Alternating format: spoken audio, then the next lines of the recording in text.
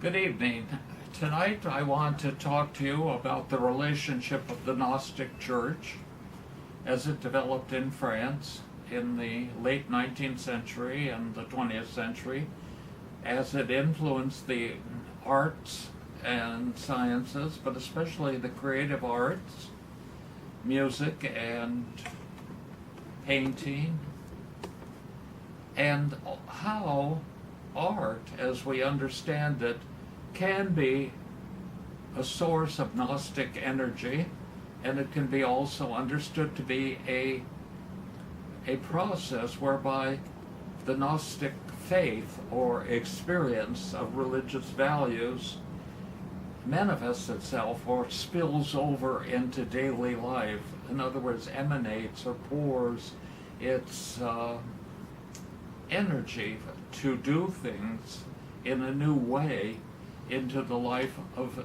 adherents and people who are seeking what we might call a fresh wind or breeze in the artwork that they have been producing.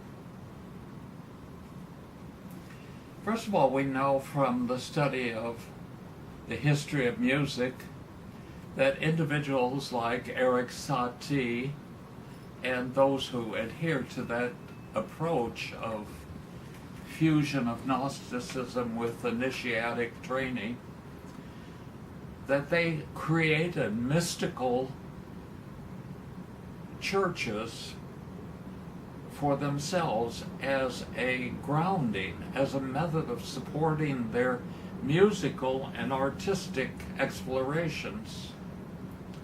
What is it in the Gnostic tradition that allows individuals or encourages individuals to have this freedom? The freedom comes simply from the fact that the Gnostic experience is an experience of building meaning in one's consciousness. So because of that, it is important to look at what it is in Gnostic consciousness that allows this manifestation. Well, first of all, in the Gnostic system, the whole methodology of, shall we say, description, the world of interpretation, is based on how the energies of the spiritual world are received in our personal consciousness. So in a sense, it's based on our way of perceiving being. Now, the way in which individuals perceive being is heightened by both personal intuition and personal imagination, heightened in the sense that we have our own language of dealing with what we are perceiving in the spiritual sense. Now, in the Gnostic consciousness, or the Gnostic Continuum, which is the Gnostic Ecclesia Spiritualis, the spiritual Gnostic Church, not the other kinds that are tied to historical monuments, shall we say, but the Ecclesia Gnostica Spiritualis, which I've always worked with. The basic idea is that what is there and what is received by us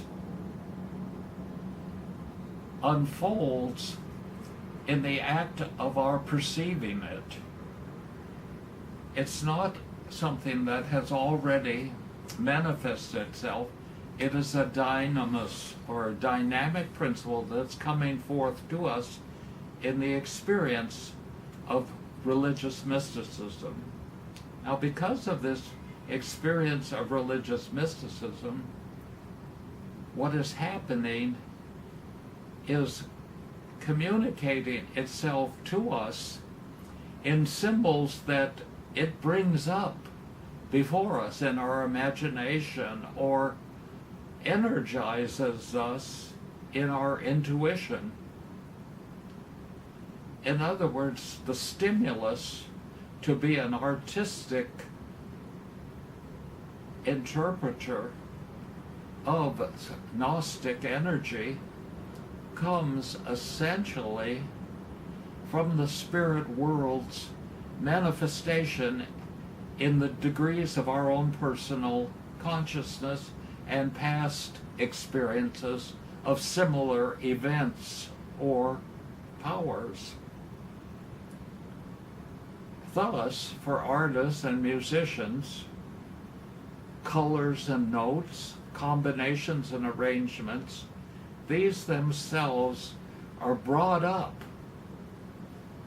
in the artistic imagination in response to the ways in which the Gnostic powers are making themselves known to us at any moment. Because this is uniquely personal, it is surrounded in total freedom. And to be a part of this continuum or this communion of Gnostic spiritualism means to recognize the fundamental law of absolute freedom or liberty, which is the basis of all our creative efforts. Now, many of the French surrealists, Dadaists, pataphysicians, members of these different traditions and energies, participants in the creation of a vision that comes together because different individuals are working at different points in the space of this revelation.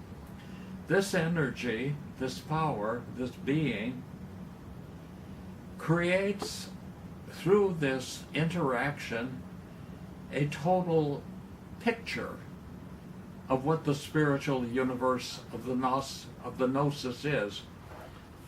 It becomes, shall we say, the basis for all the encyclopedias of spiritual adventure and experience that can ever be written. And this is so important for understanding the basic freedom, which is the intuition of this communion we have with the outpouring of the Gnostic life, the Gnostic principle that is beyond us and yet now coming into our imagination and our intuition. And what we do with it becomes the art which we concretely present in works of art such as these here or this here. In other words, what I'm trying to bring out is that the artistic experience of Gnostic art and productivity, this principle is governed by the total freedom that the Spirit imparts to us. And for this reason, Gnostic artists are free from the tyranny or obedience of the outer world, of appearance, of manifestation, of measurement, of space-time categories, because they are working entirely with not just an expressionism that might be embodying elements of abstraction, but an expressionism which embodies a concrete reality of its own. If it were an abstract expressionism, it would involve the world as we are perceiving it, the real world of space-time as we are perceiving it, and how we perceive it. But we have gone beyond that. We are going to the very basis, the Gnostic archetype behind what we are perceiving with our eyes or our ears, to what makes this a unit free to be composed in any way or to be united in any way. This becomes a powerful energy which we, in our artwork, in our musical work tend to bring forth and combine and, in a sense, listen to or perceive, listen to what the colors and the tones are telling us they want us to do with their field of existence. And this is so beautiful, and that is why so many of the abstract expressionist artists moving into non-objective paintings such as Mondrian and Kandinsky and Mondrian were both influenced by a Gnostic system of theosophy which they absorbed in their early days, and that gave them the guiding principles to create their own art and their own principle and reality. Well, we also find that in the French Gnostic tradition, which embodies the very core of art as one of its most basic dogmas, namely that art shall be free. Artists shall be free to create. Artists shall be free to manifest what is spiritually coming into their inner sense of intuition and imagination, what is coming in to this inner world from vast domains beyond. We're not even interested in listing all of them. One could spend all one's time doing that, simply cataloging Gnostic states of being.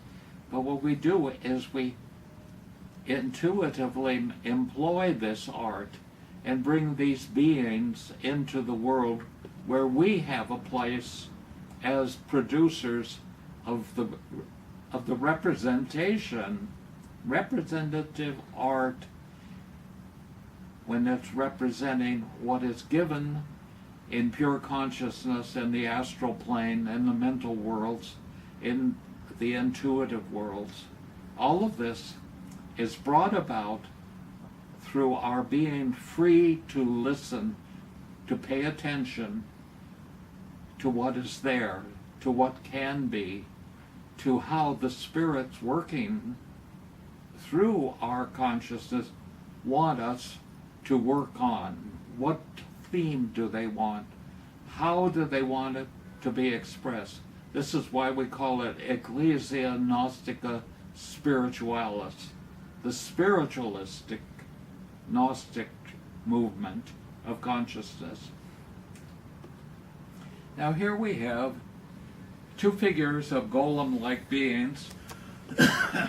They're also, in a sense, beings that represent aliens.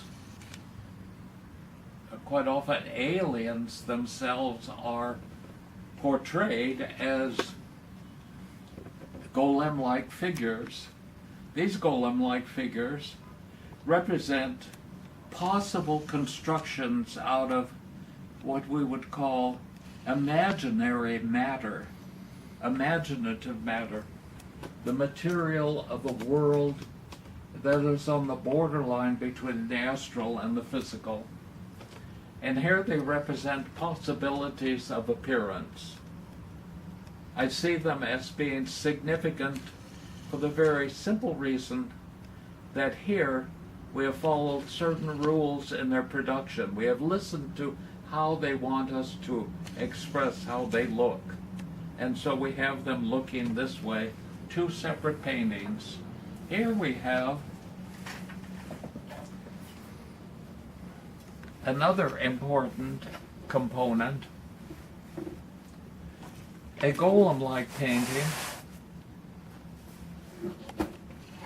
which represents actually an unconventional shape, and at the same time a shape that is governed by these hieroglyphic principles. And here we have a primitive being from another world, as perhaps a prototype of a humanoid to manifest itself, and likewise there in that corner.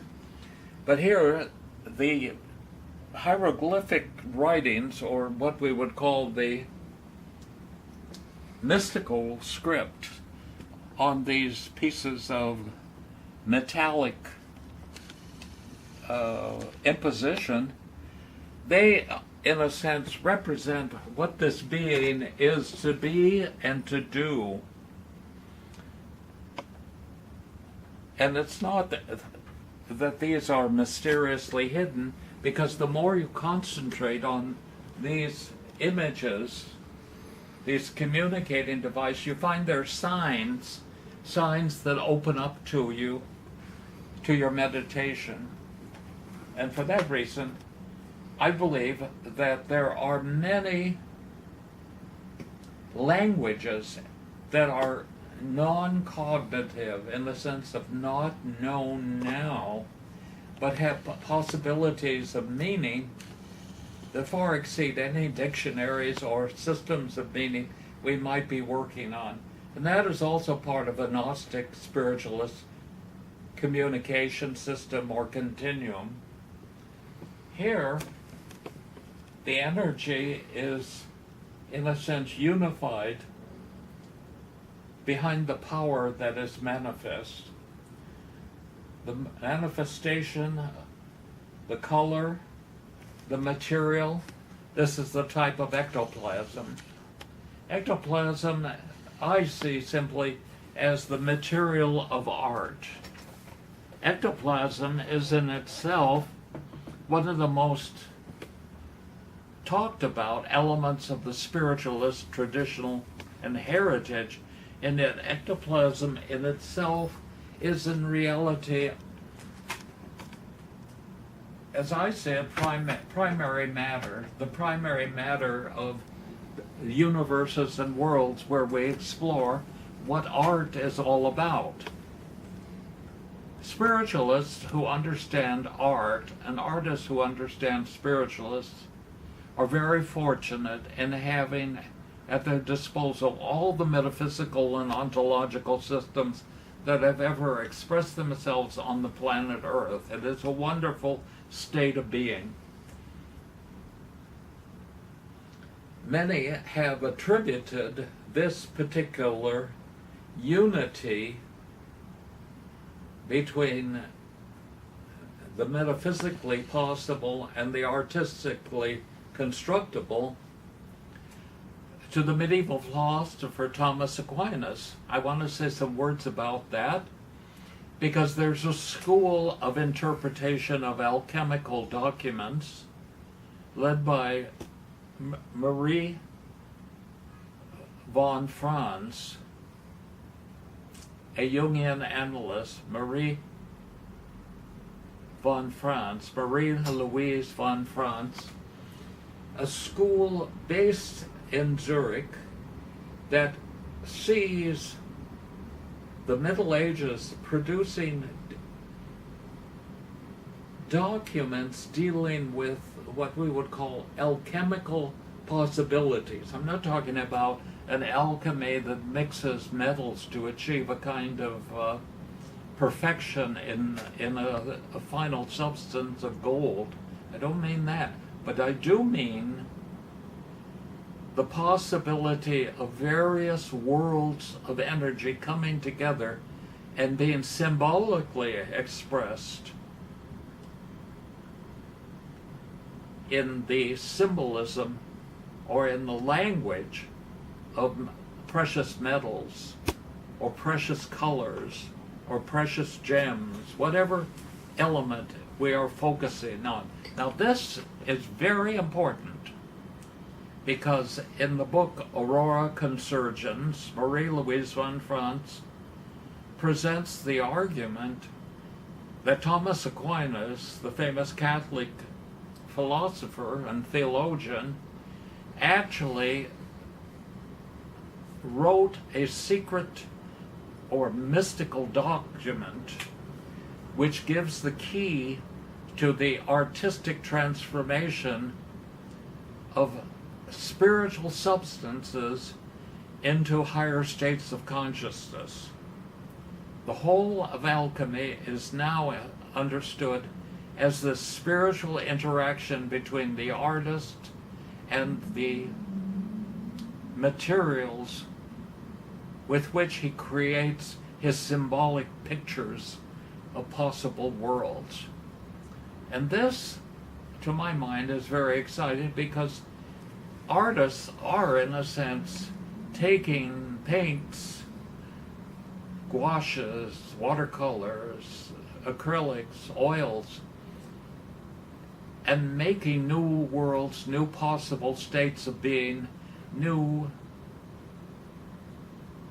experiences on the threshold of being out of simple elements and components. And this is essentially why Gnosticism and art and also music,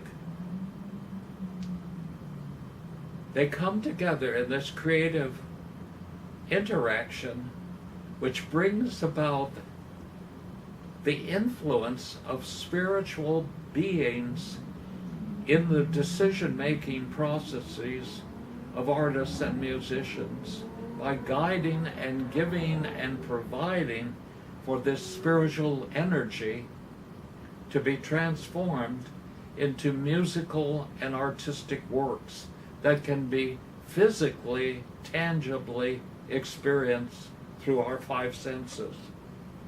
I think it's important for us to realize that the work of the spiritual Gnostic Church, the spiritual Ecclesia Gnostica Spiritualis, this school of consciousness to which I have devoted myself for many years, its purpose is actually to bring about a rapprochement between the spiritual side of consciousness, the gnosis that is awakening at all times, and what is here in the midst of us, the world that we are seeking in our studios to create and lift human consciousness into a higher state of being, into another state of intuition, whereby the infinite possibilities of every aspect of reality